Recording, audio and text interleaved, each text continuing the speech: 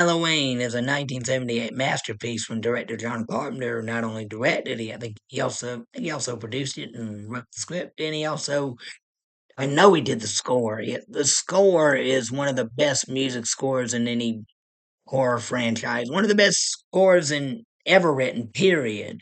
Like I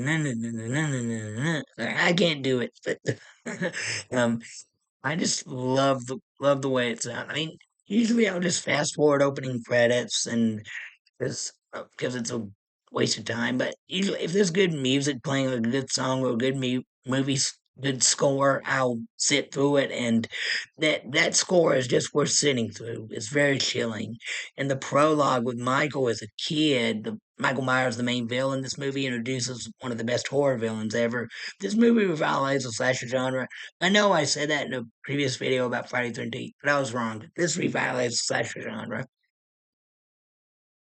The opening scene with Michael, we don't really see him. We just see like the first person point of view where we see everything through his eyes as he moves around, and like he sees his sister and her boyfriend on the couch making out, and then they go upstairs and make love, and then Michael follows up there, and then when the guy leaves, he Michael puts on this Halloween mask, this clown mask, and he walks into his sister's room while she's changing, and she's not wearing a shirt. She's like, Michael! And he just takes his pair of scissors and goes, and stabs her to death. And you're like, what? Because he was just a 6-year-old kid and he did that. And your audiences, I'm pretty sure audience in the 70s are like, what the heck? When they found out, like, it was just a kid when Michael walked outside, his parents ran up to him, took off the mask, they just blank stare, like he just out of it, like, it's just cold, evil, like no emotion at all, no remorse for what he did.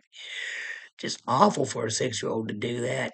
And then we skip ahead 20 years later to 1978, where Michael is in an insane asylum, all grown up now, and he's under the care of Dr. Loomis, played fantastically by Donald Pleasance. I mean, when Donald, when I mean, when Loomis describes Michael, like, when I looked into that kid's eyes, I saw nothing but pure evil in him, or something like that. I mean, you could tell that he was afraid of Michael. He was worried. I do not ever want, he was thinking, I don't ever want you to let him out because there's no telling what he might do. And of course, eventually Michael does escape. And when Michael does escape, he returns to Haddonfield and begins stalking a teenage girl named Laurie Strode, played by Jamie Lee Curtis, in her breakout role. And I've never really found Jamie Curtis all that attractive. I do like her, the way she looks in this with longer hair. She looks a bit more prettier in her younger years. And her friend, the girls who play some of her friends in her friend group are way harder than her. Yeah, she does a pretty good job acting as Laurie in this movie.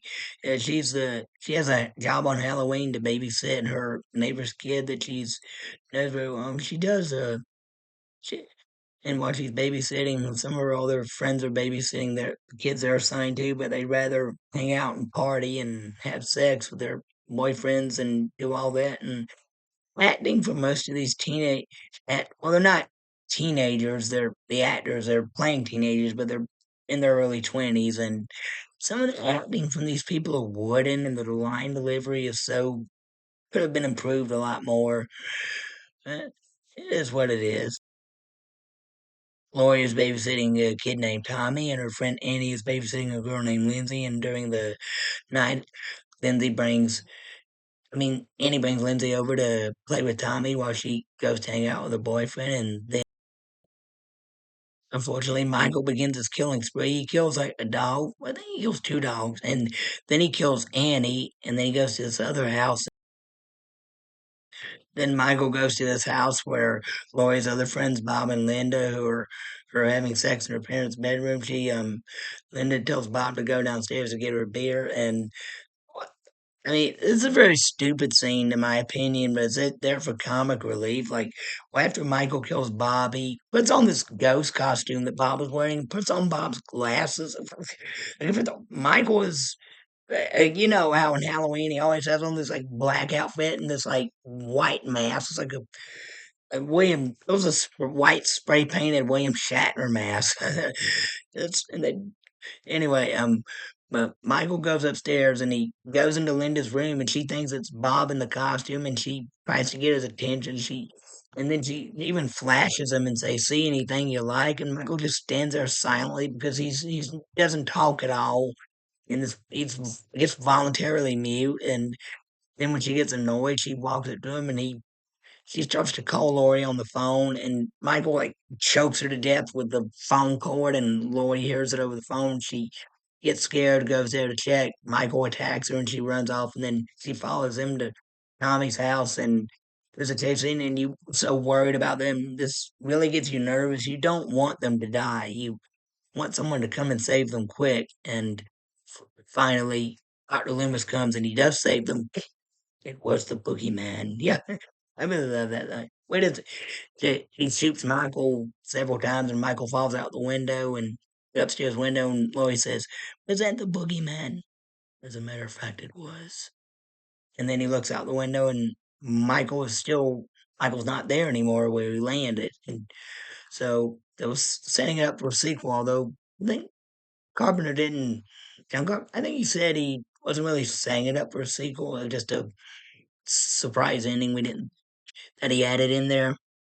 But, oh no, this is a really good movie. There's great editing, great acting. Well, some of the Laurie's friends they have problem with their acting skills in this movie. But I like PJ Souls as Linda. She had a good scene, a very funny scene with Michael.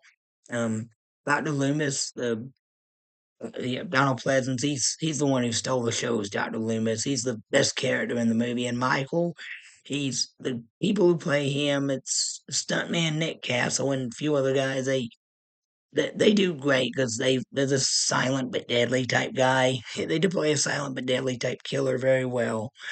And because pretty well for a mute character. Oh no, this is a good movie. I give it 2 thumbs up. All right, that's it for now. Thank you and God bless.